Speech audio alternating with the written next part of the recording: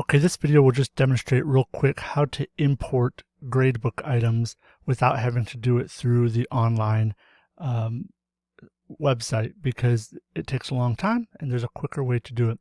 So the first thing you're going to do is you're going to go to Manage Grades and you're going to create a new gradebook item. So I've done that right here. I've created a text item called Test ID Number, and then you're going to export this gradebook.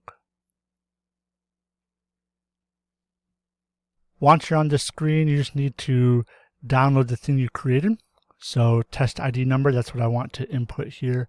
Like if I was putting in my ID number, you can put down like their last names, first names, if you wanted that information, which is helpful when you're sorting it out. But you need your org defined ID and the new gradebook item for anything you want to put in. So you could do this for any other text items, like I put my grades, like the student's grade, or I put, if they have an IEP, I put that type of stuff in here, just so it's helpful for me at a glance when I'm exporting the gradebook, or if I'm in there just during the day looking for specific items. So you'll export it as a CSV, because that's what you're going to want to input it as. So I've done that. Export it, it'll download a file, and what you're going to do is you're going to get a file that looks like this. So you'll have the org defined ID, the last name, the first name, and then any gradebook items that you have put in here. I'm going to say this again, it has to be a CSV, and if you download it like that from the website and you save it as a CSV, it should import just fine.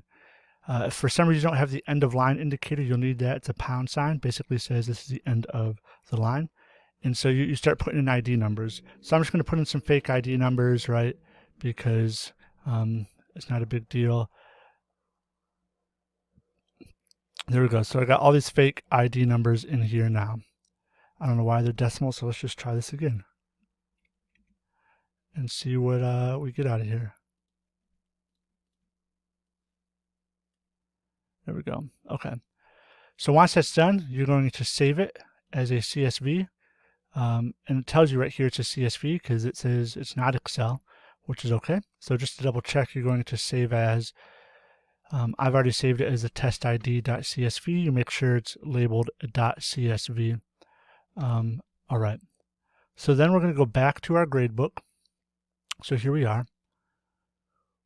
We'll go back to our gradebook and we'll click on the import button, which is the blue button in the top left-hand corner right here. Click that. You can download a sample CSV file. That's helpful if you really want to get into the nitty-gritty, but again, if you create the gradebook item first, download the gradebook, put your information in, and then save it as a .csv, you can just reload that item back in. So this is the test ID CSV we saved just a moment ago. If you're really froggy and you want to add new stuff, like you know the codes to put up top and you want to add like new items, you can do that and create a new gradebook item with an unrecognized item. But we're not going to do that because we created it first. We're going to continue. If all goes well, fingers crossed, it should show no errors or warnings. Okay, very good. Press continue. The next page will show you what has been updated. So it will show you the student's name, and it will show you what was changed on the right-hand side. You don't have to have the student's name. As long as you have the org ID, the org defined ID, it will match it up. So you can double check your stuff, and then you just click on import when you're ready. And you will see then in that spot that was once blank, all those ID numbers that we had put in will start to populate. Now, if you remember, I didn't put in an ID number for everybody. So if you did, all these would be populated, but you can do this I do this every year at the beginning of the year for student IDs, for grades, for their special programs, and sometimes I put comments in the gradebook for them to see. But you could do it for anything. You could put running notes in there if you want. You could hide that from the student so you have the last contact, stuff like that. You can do this all offline and then just upload it, and it saves so much time. If you have any questions, just let me know.